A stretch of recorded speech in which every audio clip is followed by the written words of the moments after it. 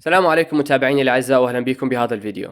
هذا هو الاوبو اي 77 اس احدث هواتف اوبو عندنا بالعراق. يتوفر الجهاز بسعر $199 نسخة 8 جيجا بايت رام وذاكرة 128 جيجا بايت، وهذا الجهاز عليه ضمان من شركة الوطني لمدة 12 شهر. المهم استخدمته خلال الاسبوع اللي راح، واكيد راح انقل لكم تجربة بالكامل، فخليكم وياي. في البداية واكيد نتكلم عن التصميم والشكل الخارجي. بصراحة هواتف اوبو دائما متميزة بموضوع التصميم والشكل، وهذا الجهاز ما راح يحيد عن القاعدة، نفس الأمر ينطبق عليه. تصميمه جميل، وأكو شغلة متأكد راح تحبوها واللي هو الوزن الخفيف. الجهاز فعلا خفيف، وزنه 187 جرام فقط، ما راح تحس إنه شايل الجهاز بيدك بقد ما هو خفيف. كمواد تصنيع فالجهاز يجي بالكامل من البلاستيك، صح مواد تصنيع من البلاستيك ولكن شكله حلو. هذا كان بالنسبة لموضوع التصميم. الآن الشاشة بصراحة واحد من الأشياء اللي ما حبيتها بهذا الجهاز. الشاشة 90 هرتز بحجم 6.56 إنش من نوع IPS LCD، وبصراحة بهاي الفئة السعرية $200 مع شاشة LCD بالنسبة لي ما أشوفه خيار مناسب، لأن منافسين من باقي الشركات يقدمون شاشات من نوع AMOLED. صح إنه عندك 90 هرتز، ولكن بالنسبة لي دائما أفضل الأموليد حتى لو كان 60 هرتز.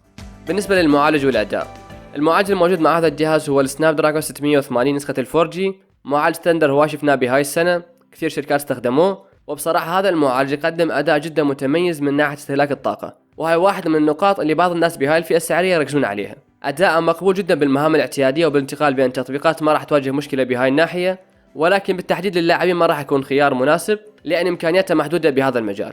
على لعبة مثل PUBG موبايل مثلا راح يعطيك 30 فريم كحد أقصى، وأعتقد أنه أكو أجهزة متوسطة ثانية تقدم إمكانيات أفضل من ناحية الألعاب بالتحديد. الرام هنا راح يكون 8 جيجا بايت مع ذاكرة 128 جيجا بايت، وأوبو أضافوا أيضا خيار بالسوفت وير تقدر من خلال تزيد حجم الرام، والزيادة هنا راح تكون لحد ال 8 جيجا بايت، يعني راح يكون عندك 16 جيجا بايت بالنسبة للرام.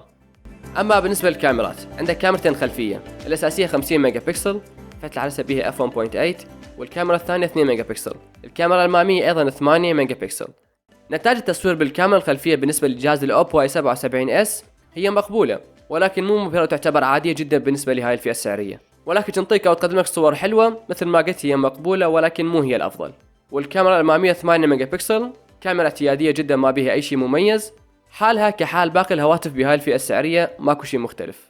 طبعا جهاز راح يحتوي على مثل سماعات 3.5 ملم، بالإضافة إلى يجي بسماعتين ستيريو سبيكر، وهذا الشيء بصراحة ممتاز. حاليا قبل نشوف الهواتف المتوسطة أيضا يجي مع ستيريو سبيكر، فلذلك وجود هذا الشيء بهذا الجهاز نقطة إيجابية، لأن فعلا يقدم فرق عما إذا كان سماعة واحدة فقط. أما بالنسبة للبطارية فبصراحة واحدة من أهم وأكبر نقاط القوة الموجودة بهذا الجهاز هي البطارية، حجمها 5000 ملي أمب، تدعم الشحن السريع بقوة 33 واط. أداء متميز بالنسبة للبطارية الموجودة بهذا الجهاز مع هذا المعالج سناب دراجون 680، مثل ما ذكرت معالج موفر للطاقة، بالإضافة إلى بطارية بحجم ممتاز، أكيد راح يعطيك أداء قوي بالاستهلاك، يعني بشحنة واحدة راح تمشيك اليوم بكل أريحية، ما راح تحتاج أن تشحن الجهاز مرة ثانية، وبصراحة هذا الشيء جيد. واخيرا شغله اخرى موجوده بهذا الجهاز واللي هي مقاومه الماء والغبار. عندك هنا معيار الاي بي 54، هو مقاومه رذاذ الماء مو الماء بشكل فعلي، لذلك لازم تكون حذر من هاي الناحيه، ولكن ايضا شغله حلوه انت تلاقيها بهذا الجهاز. المهم هذه كانت تفاصيل خاصه بهذا الجهاز من اوبو. مثل ما ذكر سعر الجهاز هو $199، يعني نتكلم عن تقريبا 290 ألف دينار عراقي.